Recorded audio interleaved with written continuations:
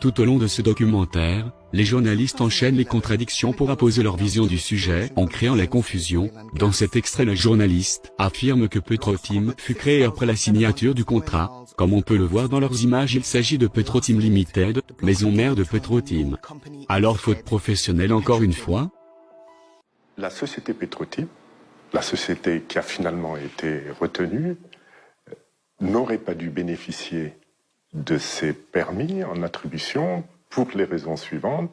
Petrotim n'avait aucun passé connu, prouvé. Il est surprenant de la part de la personne qui a signé ce décret d'entendre que Franck Timis n'a aucune expérience dans le pétrole. Une simple recherche sur Internet permet de constater que c'est un acteur majeur du secteur. Si la recherche d'informations sur le sujet permet à la BBC d'être un acteur mondial de l'information, il peut paraître étrange d'un point de vue rédactionnel d'interroger un opposant et non des experts pétroliers. BP Chief Executive Bob Dudley won't answer our questions.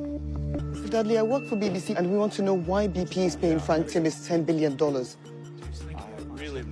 You knew that he was paying the president of Senegal. En poussant la manipulation à son sommet, la BBC surprend le patron de BP dans la rue dans le but de ne pas obtenir des réponses, mais d'obtenir des images qui seront manipulées.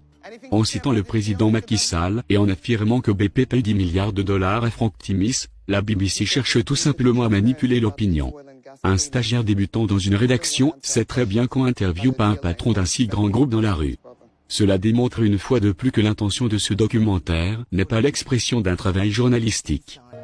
Our evidence suggests the people of Senegal have been cheated out of billions of dollars. La BBC affirme que les documents qu'ils ont prouvent que les Sénégalais se sont fait voler des milliards de dollars. Mais où sont ces documents? Qui a organisé cette manipulation? À qui profite le crime? Nous, peuple souverain sénégalais, affirmons qu'aucune force externe, ou interne, n'entachera notre République et notre foi en l'avenir.